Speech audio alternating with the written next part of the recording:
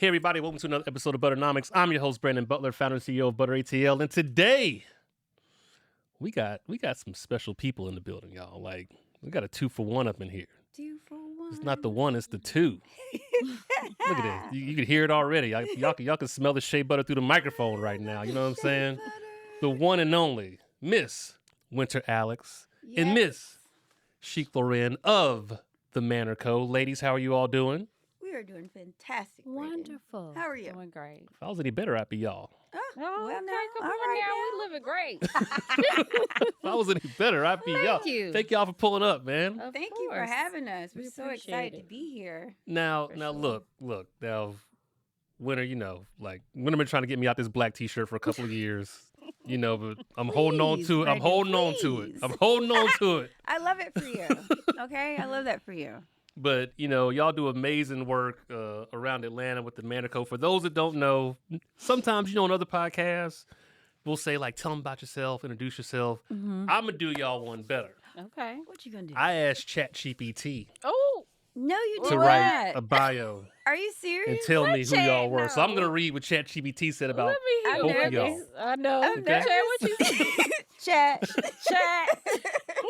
So ChatGPT said, Winter Alex is founder and CEO of the Manor Co., a multifaceted design firm based in Atlanta, Georgia, established in 2015. The Manor Co. offers services in interior design, costume design, and personal styling, catering to diverse clientele. Winter has made a name for herself by creating trend-setting looks across the nation, including the iconic look of the Migos in Bad and Boujee. Yep. Her work spans various projects from designing interiors for Atlanta restaurants like Breakfast at Barney's to styling for film and television productions such as Coming to America and The Game. Miss Chic Loren serves as the Chief Operating Officer and Wardrobe Stylist at the Manor Co. She is also the founder of This Is Chic and is known for her contributions to style, creative media, and music. Miss Loren describes herself as a multi-mother for the culture, reflecting her multifaceted role for the creative industry. Together, Winter and Chic lead the Manor Co., blending business acumen with cultural insight to deliver comprehensive design solutions that resonate with their clients' visions and brand personalities. Come Wow. on, comprehensive design Chat. solution. All right, Chat. Chat. Not bad. What y'all think? How was that? Was that on It point? was I mean, great. it was- Thank it was you pretty for thorough. introducing us to the world. Yeah, right? we appreciate that. I would not have done as great of a job introducing myself. I'm going to No. say that. How about that? She's so modest. I would not have done that. Well, when people ask you, what do you say that you do then? When people ask you, what do you do? A lot of times I say I work. I generally wrap it up in work.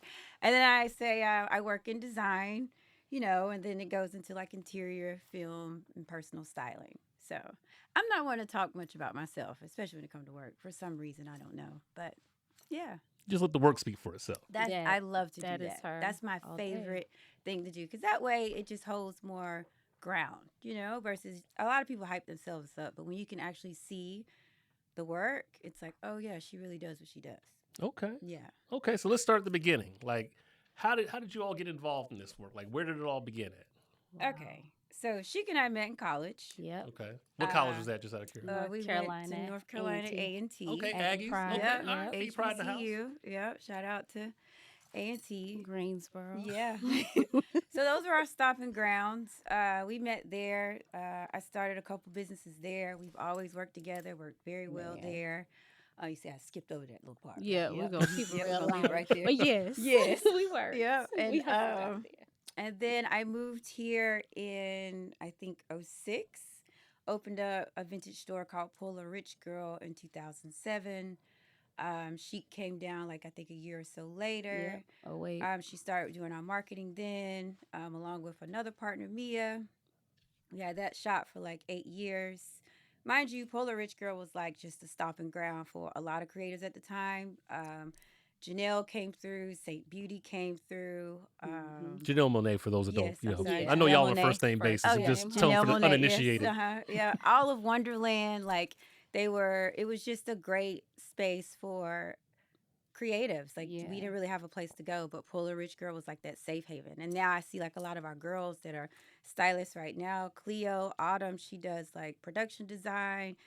Sakina, she's in LA, killing it, working with Kendrick and everybody. Like it's just amazing to see what you created then and the fruits of the labor now. So 2015, we sold it. I revisioned, went into the Manor Co. Chic hopped in on that, which was amazing. Yeah. You want to pop in there? I'm popping in You want to because, pop in? she loved to skip a couple moments. Yeah, But, 'cause, like, I'm going to get straight to the point. yeah, Winter's a visionary, and she's very much, she'll come up with great ideas, and she knows, like, who has good strengths, and, like, okay, let's do this, let's do that, let's try this. And she's not afraid to do it, and I love that about her. So we started off. She did an event at the Grill Village, right when it was popping. She did like something. Was it like a day party? Something cool. Oh, a brunch. Yeah, we was doing it a pop-ups brunch? outside. Yeah. And then we started doing pop-ups outside. When we were doing the Manor Co., we started like doing e-commerce and jewelry, and putting style boxes together for people and all types of things like that. And those were like the early stages then. So events, jewelry, and then getting into styling, because Winter and Mia had already started doing some styling at Poor Little Rich Girl. Yep. That's where we met, like, David Kim, who does Trey Native, and his production company was doing a lot of videos at the time, which is how I ended up doing Bad and Boujee, because he was producing the video. And so he hit me to do style. I got to work with Daps. And then that was like the segue of us getting into the bigger platforms and more celebrity clients outside of who we already knew. So, yeah. Okay. Now, Chic, you were going into the details a little bit, because Winter's like going over stuff. What do you remember most about that time? She's just like naming, this person was coming through, and this person. What do you remember most about that Poor Little Rich Girl time? Oh my gosh, Poor Little Rich Girl was amazing, because it really gave a lot of us, like she said, creatives, a platform and a space to just kind of do what we wanted to do. Hourglass came from Hourglass, Poor my Little sister. Girl. She did her first gig with us. She did her first gig. Yeah. She graduated from college. Oh, man, DJ Hourglass, that's your sister? That's my sister. Yes. Oh, she's in LA now too, right? Yes. Oh, yeah, that's the homie. Yeah. Yeah. Back and forth. Her now, Yes. home base, but she's back and forth here a lot. She's literally in and out right now. Okay. But she did one of their events. I think it was like It was like a store. pop-up Something at the store. Or they had opened up a fashion second show. store. Okay. She left that part out too. It's like we had two a stores. co-op, like a community space. So like I've been other busy, but designers a long were time. in that store. And then, the vintage shop was Poor Little Rich Girl. Yep. Downstairs there was a basement. So we used that's to have where we had parties like, open and mic and events. stuff. Yeah, There's like a whole vibe on used to downtown, have- downtown College Park. yeah, on Main Street. Historic. Yeah. Yeah, that's that same block where like Yeah. Breakfast Break Boys Pad, and exactly. Break Pad, all that and stuff is, that- right right? So you there. know that full circle moment, right? Like Yeah. I designed Breakfast Boys. So to go back to that same place where 10 years ago we was like taking over the space that he's currently in, it's just amazing. Yeah. Literally. Like life just be laughing at you sometimes. We just used to have so much fun. Like, there would be so many people that would just slide and randomly come into the space. store. Yep. Like, just so many interesting characters, but like we just had a good time with fashion and style and like vintage. trying new things. Vintage was a big deal for us. it was a lookbook Yeah. and Tumblr Yeah. and just doing those different things. And I hate I didn't bring a book, but I used to design lookbooks for them. So like Okay. Winter would modestly model, because she would totally not want to do it, but you kind of gotta Because sometimes why? be the face of your brand. So it was her Why? and Mia, and we would get a photographer, get the pictures. I put the books together, print them out, set them up at different locations. When Creative Loafing was really popping Remember and all of Creative that. I Loafing? do. I Like, remember We Creative were in Loafing. that a few times. Yeah. Okay. Yeah, we were quite cool with Jeff, the street photographer. Yeah. He would come by and like chat with us all the time, take photos of the space. It was a very nostalgic time. Yeah. Yeah. It was Like it was before, good times. Vintage is what it is now with all this trendy stuff. We were like in the streets, in people's homes, sifting through stuff, finding the original moments that like just spoke volumes. Like to this day, I can be out and someone be like, I still wear my clothes from back then. Mhm. And that like that is like, that's just everlasting good shit. Excuse me. What about that whole kind of vintage perspective and angle like really resonated with y'all? Because I hear that it sounds like that's something that's kind of been a through line with a lot of stuff you've done. Oh, for sure. It's actually just the origin of my style aesthetic. Okay. I'm really big in like classic movies. I love old Hollywood glamour. I love even the homes of that era. Mid-century modern, just old estates, just always spoke volumes. I guess because I was introduced to thrifting at a young age, and even through college, that was a part of my hustle, like putting looks together, selling them to my homegirls, or putting together shows. Like it's just always been a part of my DNA. So it's stuck with me through and through. So today, even as I get dressed today, I got on a vintage YSL blazer, like Something light. yeah, it's gonna always be here, and and no one will never know until you say something because it doesn't go away. Like style is internal and it's classic, as Coco Chanel would say. So Absolutely. And then one thing to add, like she also is able to use this for when it comes to costume design, like oh yeah, having that eye and knowing those period pieces and the eras and the times, it's like a cheat code, Yeah. actually, because everybody doesn't know that. Because it's like Winter, I need something for 1930s. Does this look 30s enough? This Right. look 250s. Like Right. she gonna know. Yeah. Okay. So poor little rich girl is going, and then you all sold that. Mm-hmm. The Manor Co came after that. Yep. Right now, Mm-hmm. we got to ask. The Bad and Boujee era was that before Poor Little Rich Girl? Was that the start of the Manor Co? Like, where does that fall in this timeline?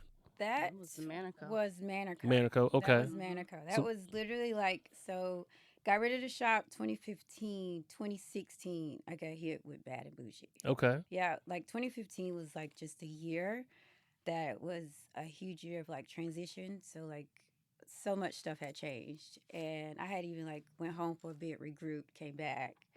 And as soon as I got back, I got hit with this call. I was like, all right, bet. Let's do it. Let's run it. And Daps was very particular about style.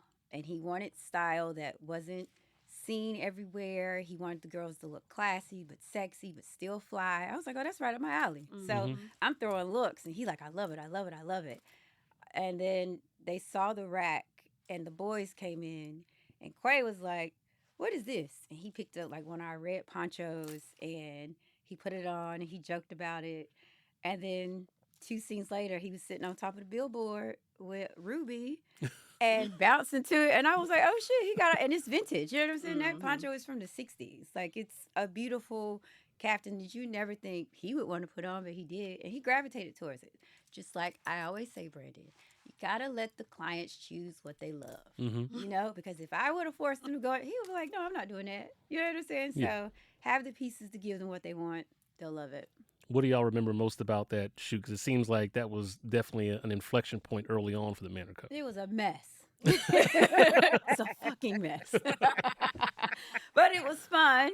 It was supposed to be a day shoot. It turned into a 2-day shoot. We dressed more people than what we thought we was going to dress. We hung clothes. Oh, my God. We had to makeshift a rack. Like, it was one of those, like, get it out the mud for sure. Make sure we get all our man, pieces we had the mind piece. It was a lot. It was inside of some warehouse. Like, it was just a lot, but it was a very much so moment that I would not change for anything. That relationship just garnered so many more jobs for us, especially even working with Daps. Like, I think after that, I did 3-4 of their videos. You know what I'm saying? I did Deads. I did, Jesus Christ, a lot of the ones from the first Culture album. I could just say that. And it was all after that video. So then we kind of like got on a rapport and things was great. It's cool. Now, Chic, I got to ask you, especially as COO, right? Like on the business side of that, like what are you managing while she's out here picking out these amazing styles and all these clothing? Like what are you doing during that time? What am I doing? Making sure the paperwork is good. Okay. Make sure people don't steal.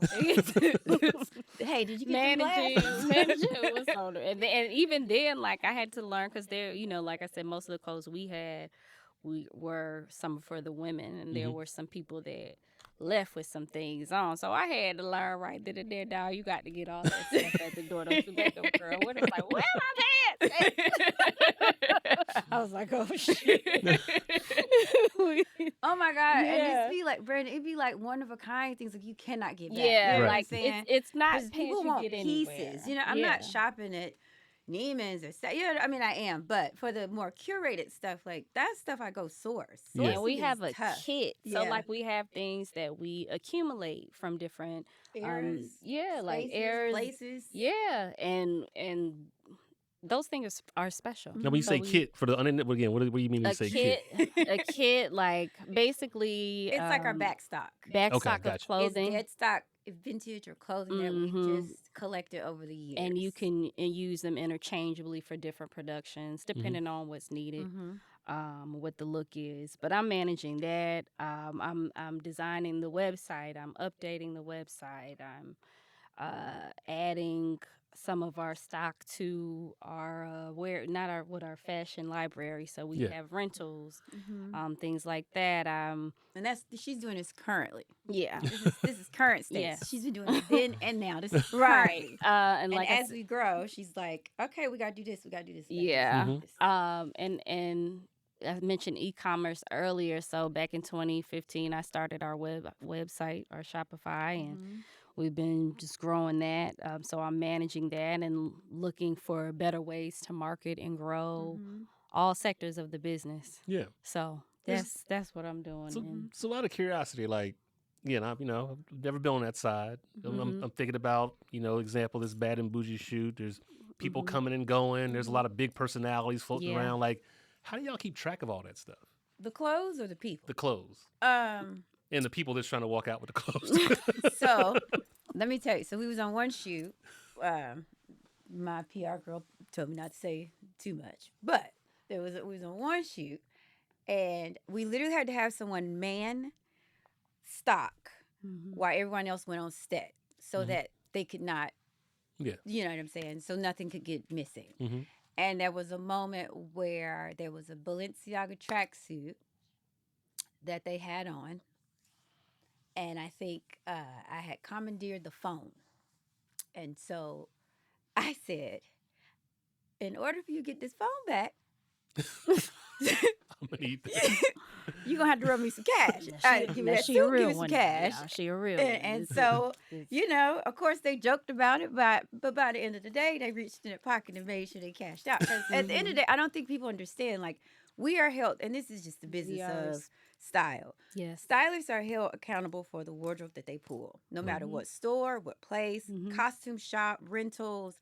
And this is a big thing even with budget. Like, I'm talking to a production now about budget. And I don't think people understand the magnitude of how fast cash goes and who's holding that ball at the end of the day. You know what I'm saying? At the back. And I know with, certain talent or what have you, they think, oh, well, this is mine, so I can do whatever. But no, we have Some to of be these things have responsible to for go that. back. Yeah. Some of these things have to go back. Yeah, for sure. Production wants to, like, we might spend a certain amount, but we got to send things back. We got to do checks and balances. Because we got to be in a budget. Mm-hmm. So what we might have spent, that can't be the overall budget. We got to make, we got to take things back. Yeah. Yeah, we gotta make sure. Make sure it's working out. Yeah, for sure. So but they don't always believe They it. don't understand it, and also not really with inflation and all the things that's going on. Things cost so much now. Like a little H&M or whatever, a little name, a box chain store, just a basic T-shirt is expensive now. You know what I mean? Like, things are not cheap anymore, and small budgets don't always give us the leeway. So we do get creative and dig into our kits and we're gonna make it happen now regardless. But we also have to be realistic, like, okay, this isn't enough to get us what we need, give you what you want and the look you desire. So when somebody comes to you all with a new project, kind of like, what's that process like when you're first starting and saying, okay, like somebody wants to shoot a video, they want to do a interior design, like how do you all kind of go from 0 to 1? You want to start with music, the styling first? Sure. Usually they'll call and say, "Hey, we have X amount of talent." Let's say this last job we just did, an AMEX job. It was, I think, 4 talent. They needed 2 looks,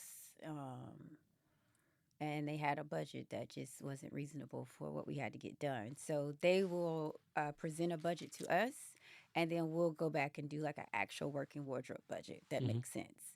And then they'll accommodate us like spending dollars. So this is hypothetical. Let's say they give us 20, but we have to come in at 5.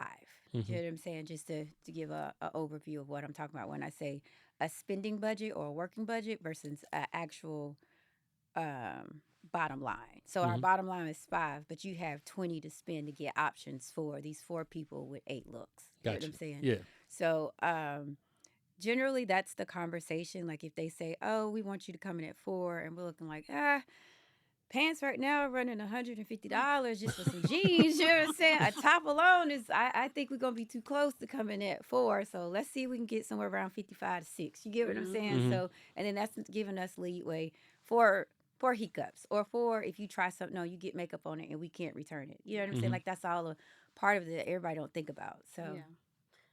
But once you get into that budget, the producers, whoever's involved, the directors give that creative vision as to what they want to see. Yeah. So they'll present their mood boards, and then we'll create ours, start pulling things that are shoppable.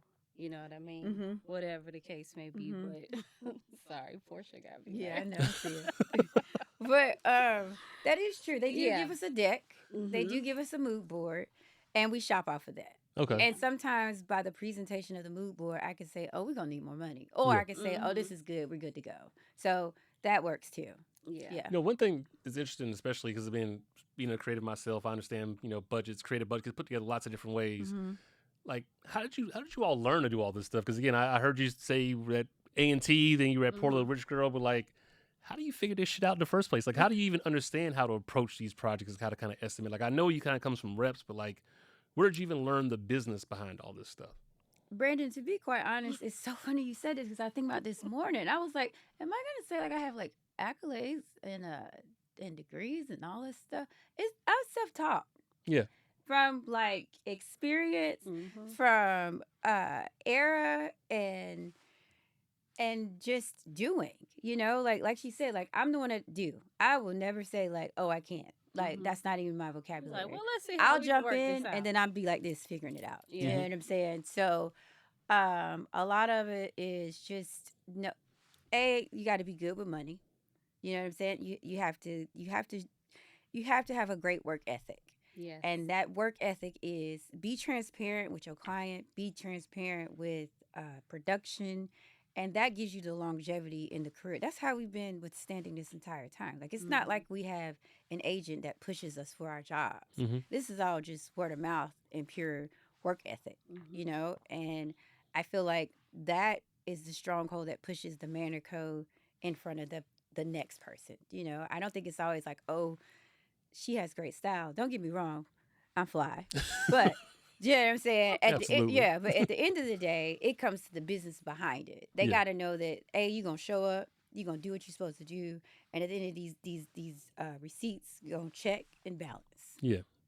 And that just comes from us doing and working in film and TV. Like, that helped a lot. And her being, she also does coordinating in the film world. Yeah. And if you guys don't know what that is, she could tell you what that is. So I got my first job as a coordinator in TV and film, working in wardrobe, and we pretty much handle the paperwork side. So we're making sure the budget is going through properly, like what's being spent. We're reconciling all that kind of stuff. So we're seeing a lot of money coming through, and we're documenting it, getting it over to accounting.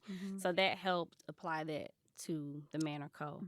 I also do costuming on set, and so we're working with the actors, making sure their continuity is right. Though all those things matter. So like that experience we bring into the Manor Co. Shopping, all of that. 'Cause these jobs might sound minute, but they're very important jobs because there's so many moving parts in the department alone.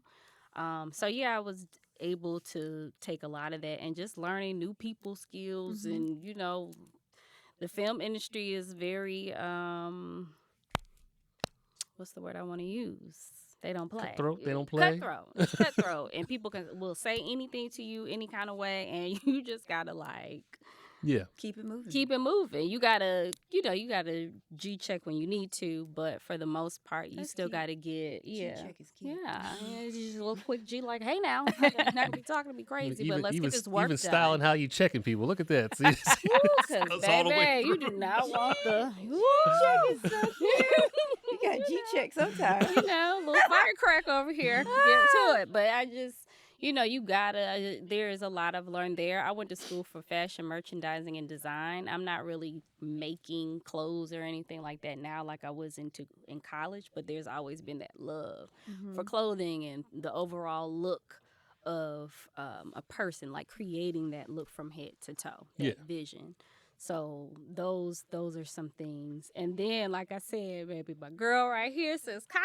I said, oh, she with it. Let's get to it. Like tightening that hustle, like just making it shake. Well, no, I love it. I mean, that's something I talk to people about a lot. Is just I think, and you kind of tapped into something to where there's a benefit in getting like even larger like corporate experiences sometimes, and then taking those learnings and then like putting them into what you do from an entrepreneur standpoint, because so much of what entrepreneurs do is just hustle. Yeah. And sometimes you got to kind of see how it's done at like larger levels, like just the right way. Yeah, you know what I mean? Just and then you figure out what your way is, Yeah, right? exactly. But like if you don't, you're kind of like just trying stuff and trying to figure out where it works. So the ability to kind of have those experiences where you can dip a toe in and say like, okay, this is how it works at a different scale, or when you're doing these kind of projects. And now how can I actually apply that back? Is I think, I always say like Atlanta's a very, entrepreneurial city. It's a lot of hustlers out here. For sure. And that's great. But like you do find it sometimes like when people don't have that experience, you got to try a lot of things out. Yeah. And so to get examples in situations where you can try it out on somebody else's dime sometimes, and other situations where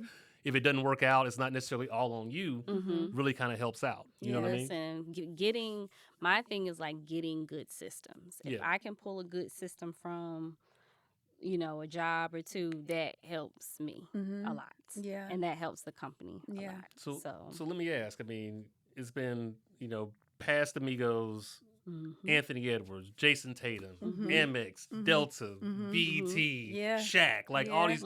What's been just one of your favorite projects? Like what's been something that just jumps out at you, like, you know what, whether it just went well or it was just a great experience, like what's been one of your favorite overall projects y'all have worked on? So I had the opportunity to work with Ruth Carter.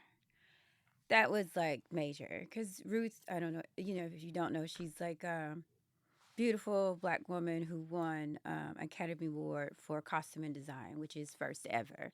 And we were right there like firsthand able to work with her and just see the creative genius behind what she does. That was one of like my highlights in my career. Very amazing, genuine woman. And she's just, her thought process in costume design is just top tier, out of this world. I would say I I like working with Anthony Edwards. He's cute. That was like a fun moment. And Heather McMahon. Yep, We just worked with her. She's a comedian. We literally just wrapped that job. It was very bold and colorful, and we worked with a director. I think her name was Ali Roberto, and she was super open to us being able to like throw looks, and we haven't been able to do that in a commercial world in a long time. So for us to throw in like taffeta dresses and lime green fur coats with over the knee go boots, like we don't get to do that often, and to do that on such a large platform, and the brand was so welcoming to color. Not at first, but when we actually put her in the clothes and they saw her light up. Why you look at me when you said that? Well, that black, But you told me your color come out every now and then, so we cool. And let's be clear, I'm not a big color person myself. Like you gonna catch me in a lot of neutrals all day long, no matter. Like even I go out, I got on a white tee and some jeans, and fantastic. Like it's very easy, but whenever you get the opportunity to, Sisters was great too. Like we did like mostly like a Rick Owens palette for their last promo. Although you didn't get to see it because they edited it super dark. It has nothing to do with me. But the clothing was top tier. It was exceptional. You know what I'm saying? The creative behind it, the creative director behind it was amazing, working with Eric. So you always champion when you got a supportive team behind you to get your job done. That those projects are the ones that speak volumes to what we can do and what we're capable of doing, because we're not so limited in the direction where we go.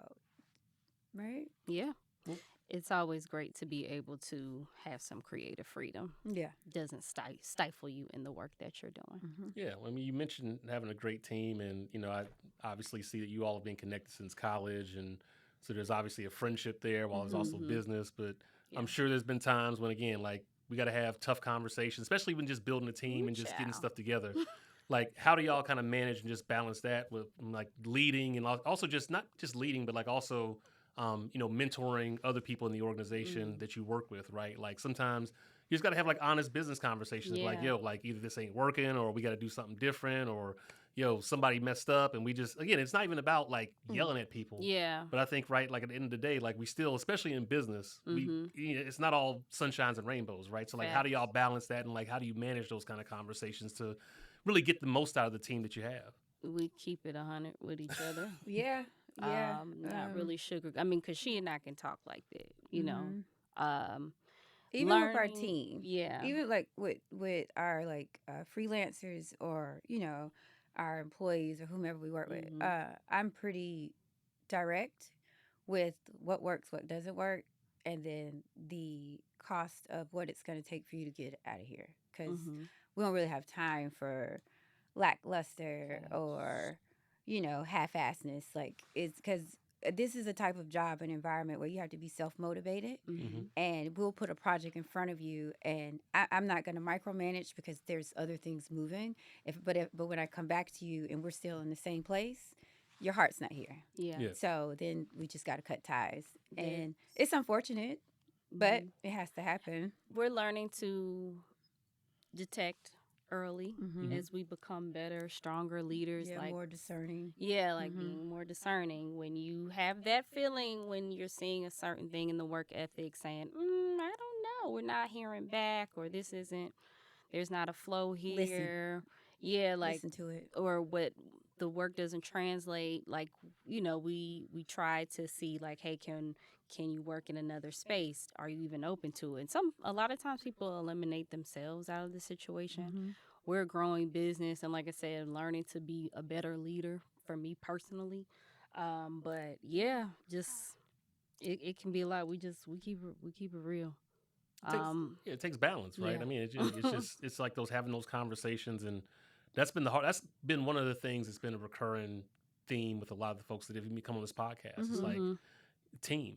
It almost always comes down to team, and just finding those right people. And, like they kind of say, like sometimes the folks that get you here won't get you there. Yeah. You got to be able to have honest conversations. But I don't think there's been a single entrepreneur that's come on here and said, like, that hasn't mentioned like the importance of team, and also just the difficulty that it takes in finding the right combination and group of people and attitudes and personalities to actually make something happen. Team building is very tough. Shout out to Reese. Yes, That's our Reese's Pieces. Yeah, we love you, girl. She's our strong lead in wardrobe, and we have another strong lead in interiors, Gerard. But Reese has been with us for like maybe 3 or 4.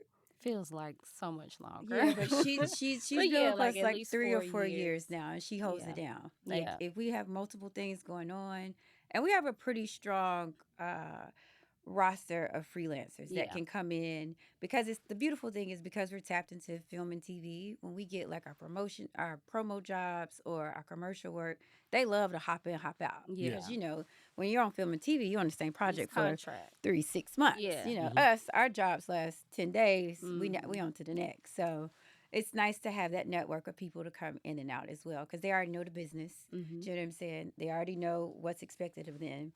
And yeah, it makes our life a little easier at times, until you run into someone that likes to steal. Yes. And then you got to cut them out. Because people do steal now. Oh, I know. Trust me. Yes, they do steal. And we run, like, depending on the project, you may have like a corporate card, or you may have PC, which is petty cash. And let me tell you, we have seen some things. Okay. And so we have this thing. And our they call them top sheets. So we go through and see like what everybody spent, and then what the return looked like. And you go and look at like, now let's say $1,200 at a store. I'm not gonna say the name. And then, but they only returned $200. Where the rest of the stuff at? Yeah. Then nobody I wear ain't free need it. people on the I set. ain't You know need what I'm it. saying? I said it. Edit that out. Don't worry, we can capture that. we'll grab that part. Casey, grab that part. Don't worry.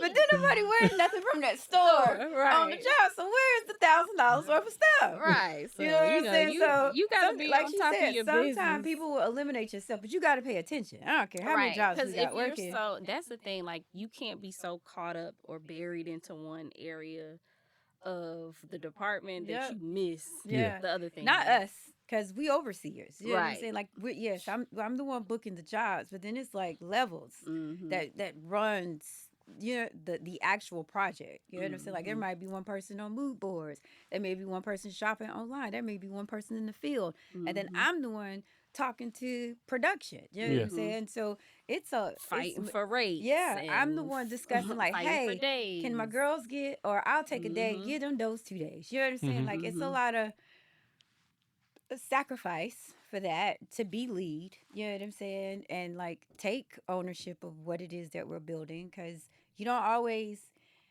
as beautiful as it may seem, yeah, we on set, whatever. It's a lot of mental games that goes into this. It's no hoe.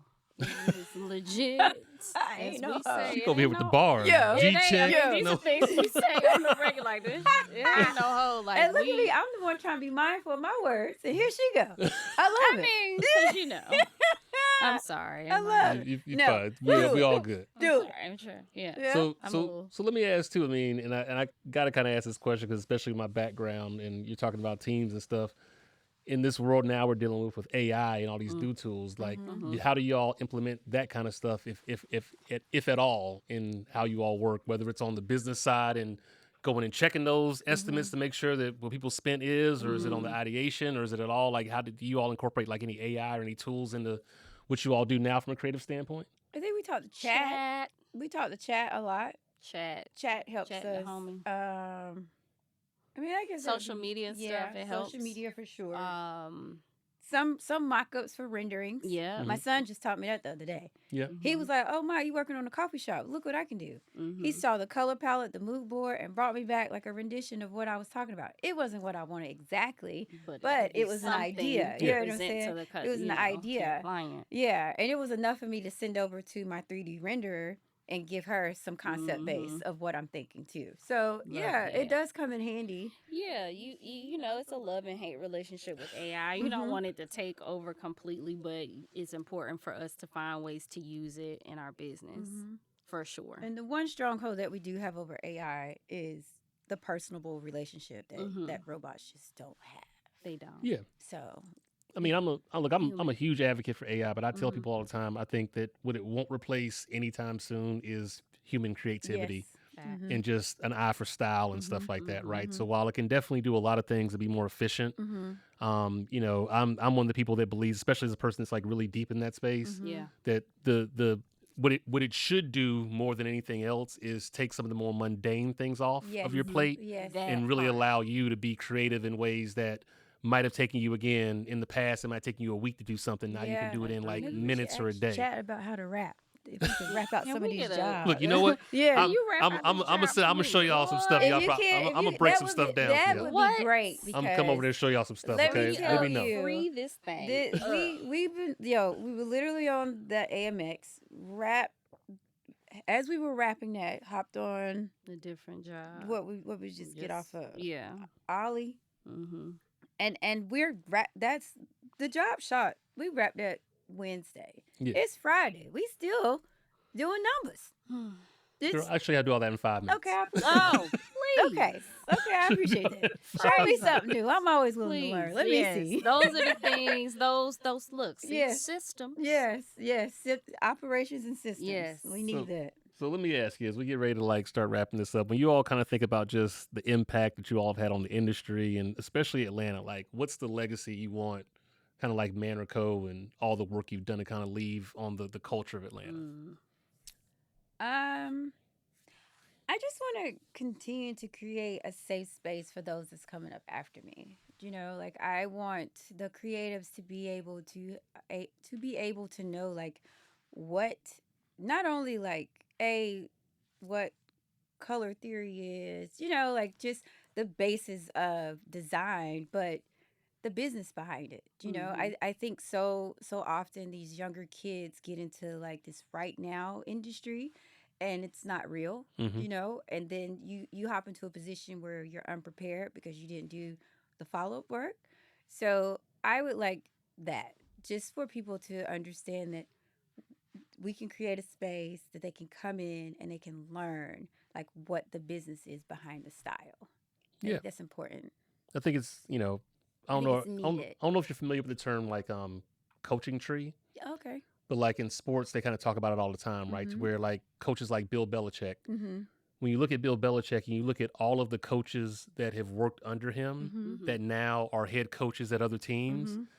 it's half the damn NFL. Yeah. And I think what I'm hearing you saying is kind of something similar, right? Yeah. Like it's the Yeah. people that, and I've always Mhm. kind of felt the same way, even about the work that I do in marketing too. It's Mhm. right, Mm-hmm. the people that have come up under me, whether they were an intern for me at one point or they helped me out with a Mhm. project or they're a freelancer, like to Mhm. see them kind of blossom and start doing Yep. their own thing is Yep. something that's like, it feels good, Yeah. right? It Oh really my feels God, like you you're kind of opening the smile door for those when folks. the girls come back and they lead jobs on their own and they be like, "Oh, I remember you told me to do this," or "Oh, she did this, but I didn't understand why she did." You know, You like you were actually right when you were yeah, exactly. When I was getting on your nerves, telling Uh-huh. you, "Hey, all these hangers need to go in this direction because I need to see from A to Z," you know.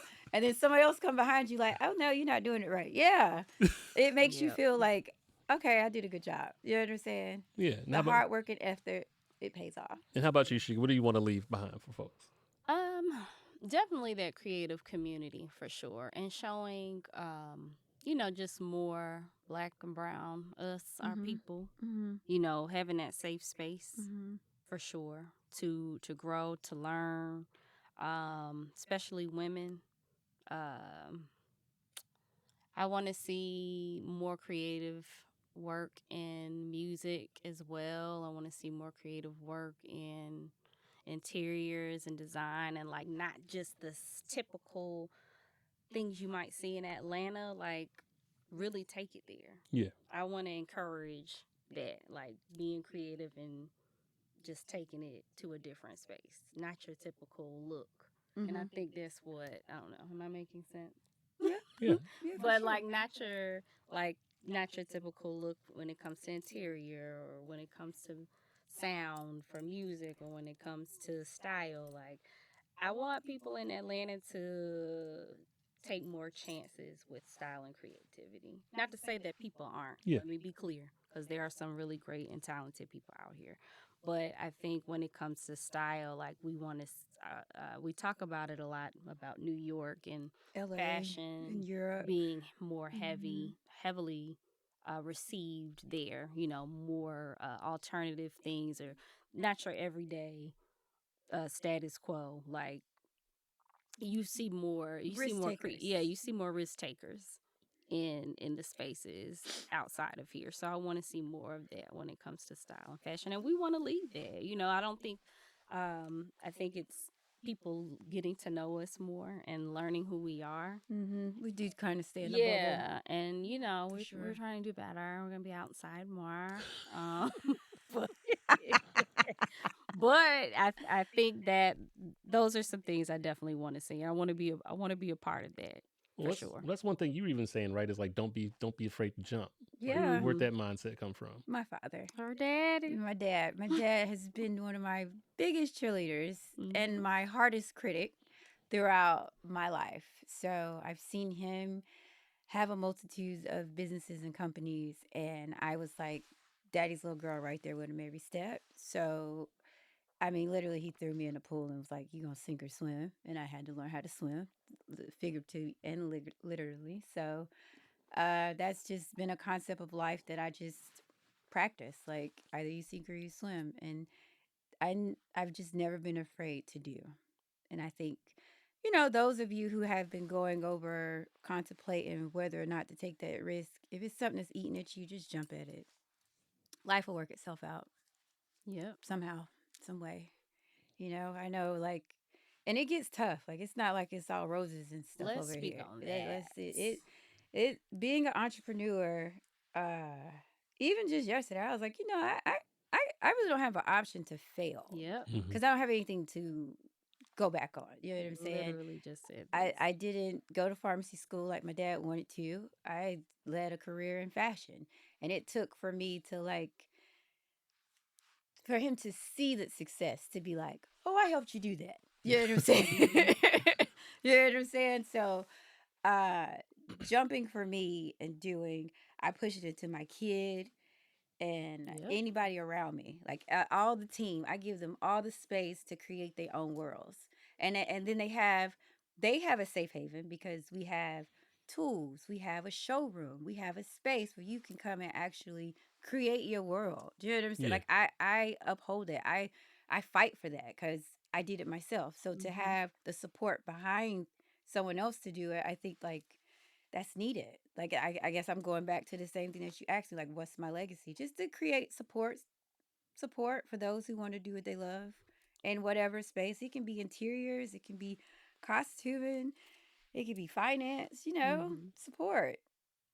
Well, We met a little girl the other day. What I say to her? I said, I think we need you. Yeah. She works over here at the works, and I think she does like luxury branding.